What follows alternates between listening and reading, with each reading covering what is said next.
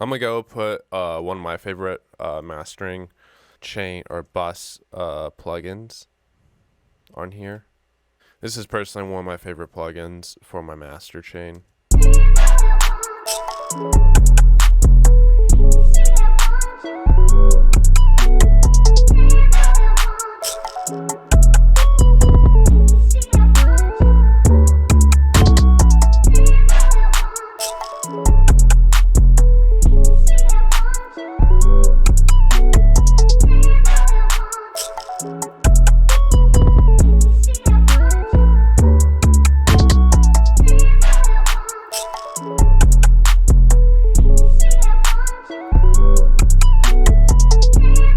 If you guys want to know what I'm doing in the Abbey Roads mastering chain, I only have 3 things going on. At the top, you could see these 2 are enabled. I don't have my limiter or my filter enabled. It's just I don't personally use it all that often, and I don't think it personally needs that. I love the 7.5 tape equalizer.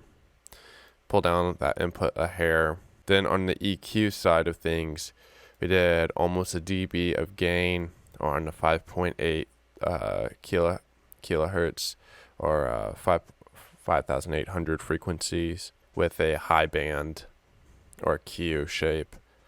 Then we did about a 1.15 dB gain in 2.6 or 2,600 frequencies or hertz. Then I did a little bit of a cut around 360, only like a half dB of cut in the mid. So this is cutting the low mid.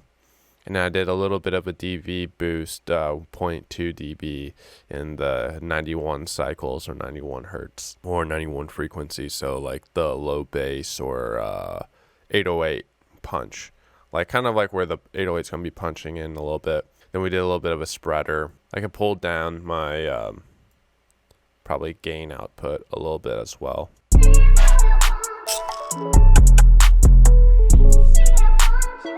Now if you want to hear without it. With it. Without it. Yeah, I'll just play it all the way through without it.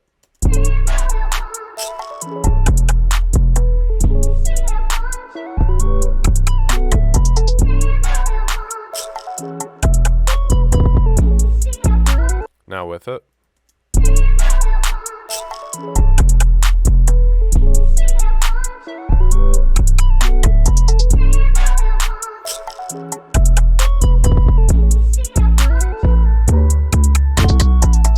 Just adds a little bit of warmth and sounds nicer.